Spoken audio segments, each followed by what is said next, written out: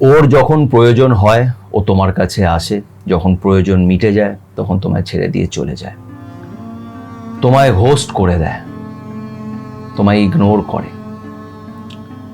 এই মানুষটা তোমাকে জাস্ট একটা অপশনের মতন রেখেছে যে দরকার পড়লে যাব, না হলে যাব না। নিজের কনভিনিয়েন্সের অ্যাকর্ডিং তোমাকে ইউজ করছে। এক কথা বলে, করে আরেক। তার কথা এবং তার অ্যাকশনে কোনো মিল নেই। এই মানুষটা তোমাকে ভেতরে ভেতরে অনেক টর্চার করছে। তুমি কনফিউজড যে তোমার কি করা উচিত, তুমি বুঝতে পারছো না। বুঝতে পারছো না তো ভুল কথা, মনের ভেতরে তুমি মন থেকে জানো যে তোমার অ্যাকচুয়ালি কি করা উচিত, কিন্তু তুমি করতে পারছো না, মুভ অনও করতে পারছো না, আর এই মানুষটার সাথে থাকতেও পারছো না।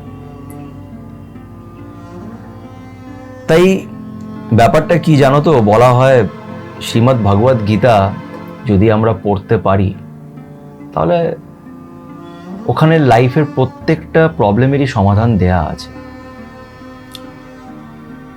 আর এটা সত্যি, আমি যতটা পড়েছি, আমি তো পুরোটা এখন অবধি পড়ে উঠতে পারিনি, যতটা আমি পড়েছি আমি রিয়েলাইজ করেছি যে সত্যি যদি গীতাকে নিজের লাইফে আমরা অ্যাপ্লাই করতে পারি তাহলে লাইফ পাল্টে যাবে। এর চেয়ে বড় জিনিস আর কিছু নেই।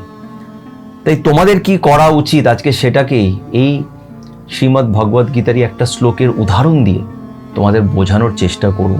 তাই এই ভিডিওটাকে শেষ অবধি দেখো, এবং একটা ছোট্ট রিকোয়েস্ট করবো, যারা যারা এখন অবধি আমার ইউটিউব চ্যানেল সাথে সুমন্তকে সাবস্ক্রাইব করনি তারা ওই চ্যানেলটাকে গিয়ে একটু সাবস্ক্রাইব করে নিও, এবং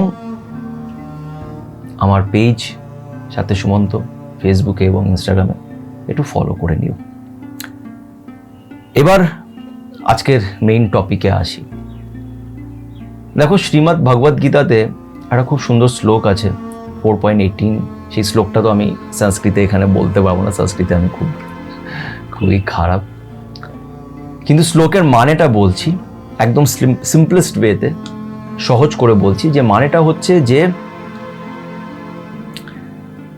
যেই মানুষটা আসল এবং নকলের মধ্যে পার্থক্যটা বোঝে, সেই মানুষটা আসল বুদ্ধিমান মানুষ এবং সে নিজের জীবনে এগিয়ে যায়। বিষয়টা হচ্ছে, তোমরা যদি মহাভারত পড়ে থাকো বা জানো তাহলে দেখবে যে শ্রীকৃষ্ণ এক দুবার দুর্যোধনকে বোঝানোর চেষ্টা করেছে যে দেখো, ঠিক করে নাও, এই ঝামেলা করে কোনো লাভ নেই, মিউচুয়ালি তোমরা এটাকে সেটেল করে নাও এই পুরো ব্যাপারটাকে। কিন্তু দুর্যোধনের ব্যাপার কি ছিল বলো? ও বলতো এক, করতো আরেক। ও বলতো যে হ্যাঁ আমি শান্তি চাই, এই ওই, কিন্তু ওর অ্যাকশন ওর কথার সাথে ম্যাচ করতো না। আর পাণ্ডুরা চাইতো না যে ওরা ঝামেলা করবে, তো তারা শ্রীকৃষ্ণকে বলেন যে তুমি শান্তি প্রস্তাব নিয়ে হস্তিনাপুরে যাও, ওখানে গিয়ে দুর্যোধনকে আরেকবার বোঝাও। তো শ্রীকৃষ্ণ আবার যায়, শান্তি প্রস্তাব নিয়ে যায়, কিন্তু শ্রীকৃষ্ণ মনের ভেতরে এটা জানতো যে এটা কথা বলে সলভ করা যাবে না, কথা বলার আর সময় নেই, সেটা চলে গেছে।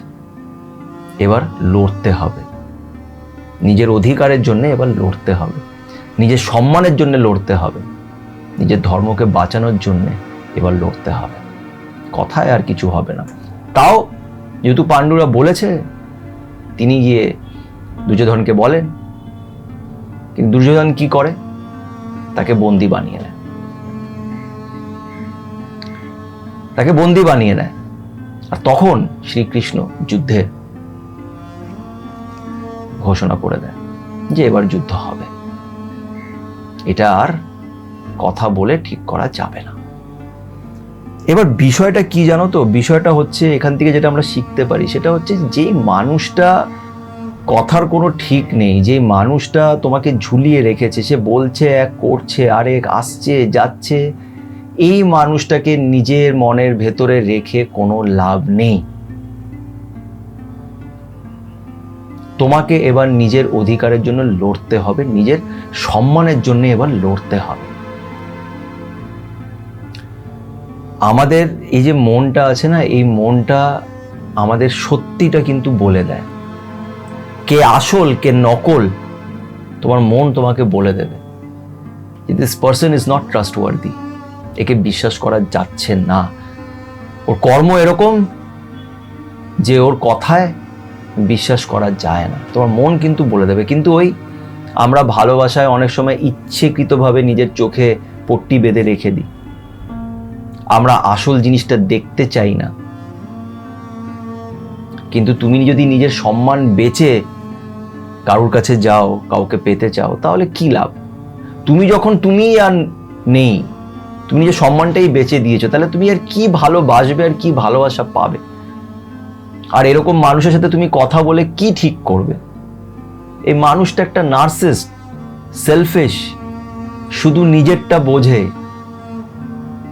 আর তুমি তাকে বলে কখনোই ঠিক করতে পারবে না। কারোর ভিতরে ভালোবাসা ঢুকিয়ে দেওয়া যায় না।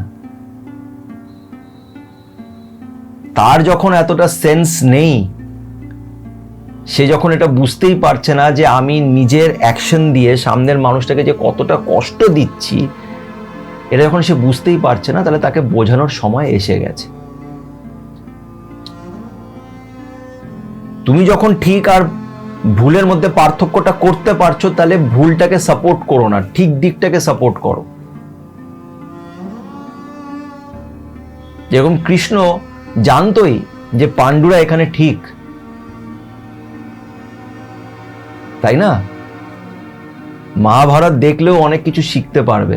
আমিও অনেক কিছু শিখেছি। আর এখন যখন এই কথা বলছি, কেউ একজন এখানে বাঁশি বাজাচ্ছে, হয়তো হয় না অনেকজন এই বাঁশি বিক্রি করতে, যাই না শুনতে পারছো কিনা।